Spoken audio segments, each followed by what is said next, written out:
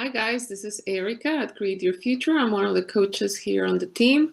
And I just want to remind you that we're still running our contest. We're giving away 3 coaching sessions until we reach 100,000 subscribers. All you have to do to participate is like and comment on any of our videos. Tell us that you have subscribed to the channel and share with us something that you have manifested consciously using the law of assumption. And that's all you have to do. Okay, so today I wanted to talk about how to get rid of a third party. Now, I had the idea of doing this because I heard somewhere that there are meditations to get rid of a third party, or that people, you know, wish the third party the best of luck, and like they want them to be happy with someone else, or right? But I was thinking, according to, you know, the law of assumption, when you focus your attention on something, that something has to grow.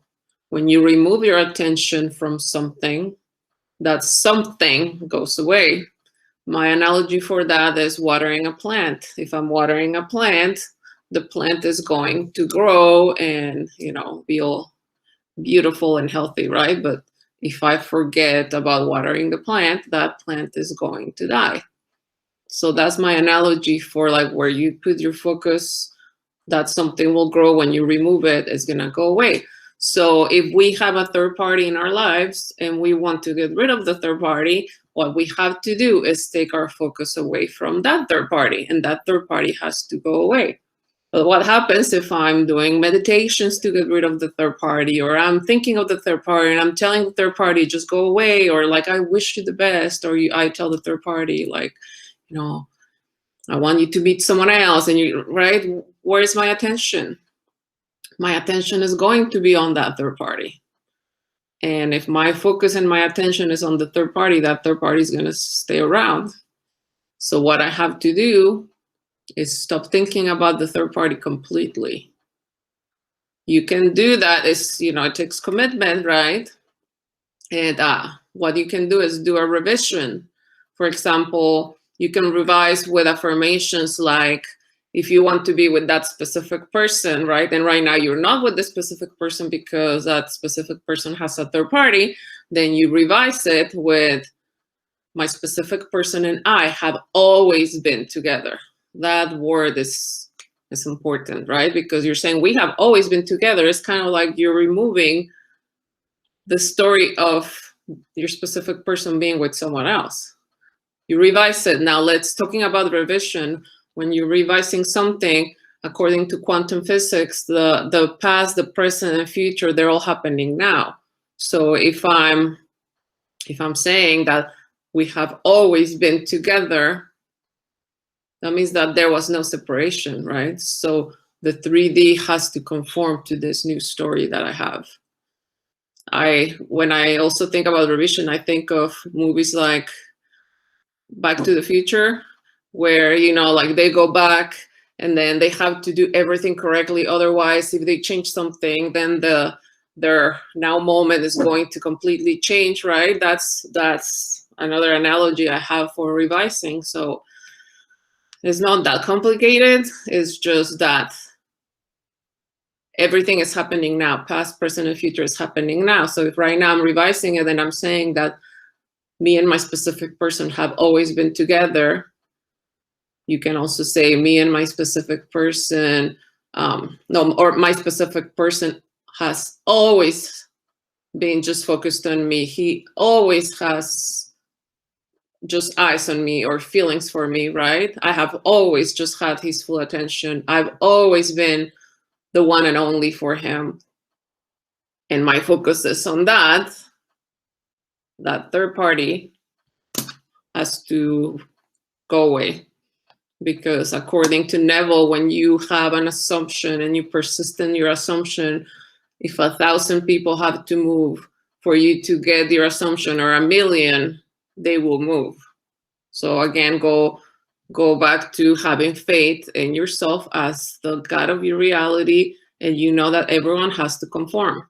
So again, to get rid of a third party, just remove your focus from that third party and do affirmations. For example, the revision, right? With the affirmations that I shared, I have always been with my specific person. We have always been so happy together. We have, like, I have always had his full attention. I have always been the one and only for him. That's how we revise it. And then we stay focused there. Now, if we see something in the 3D that tells us that they're together, you're like, no, that's not my reality. Me and my specific person are together. I'm the only one for him. We have always been together, right? And you persist. Now, this is my advice. Don't go check on social media, because I know that there's that temptation, right? To go check the 3D to see if it's working. Don't do that, because that means you're getting out of your assumption. You persist in your assumption. Don't check social media. What I will do is I will just not check it, or I will mute their account, right? Because you don't need to go check the 3D. You don't need to. So we just persist until we have something in the 3D that is clearly telling us that the third party is gone. And it will happen because you're consciously creating that reality. Now, super important to note as well is that if I am the only one creating everything in my reality, why did I create a third party? So I have to analyze that 3D that is telling me that I'm experiencing something that I don't like. I recognize myself as a cause, and I say, okay, if I don't like that, I don't want that anymore, I have to check my self-concept and say, okay, from now on, instead of having third parties, I am the one and only. I'm always a priority. I don't have competition.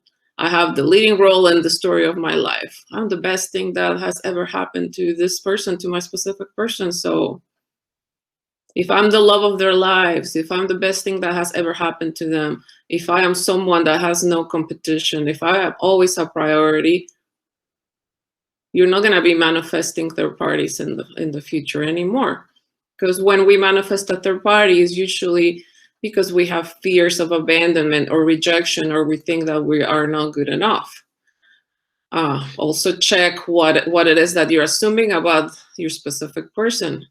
If you have an assumption that that person is someone that just, they have a wandering eye, or they're not faithful, remember that in your reality, you're the only one with free will. So change your assumptions that you have about your specific person as well, and say, no, my specific person is super loyal to me. They only have eyes for me.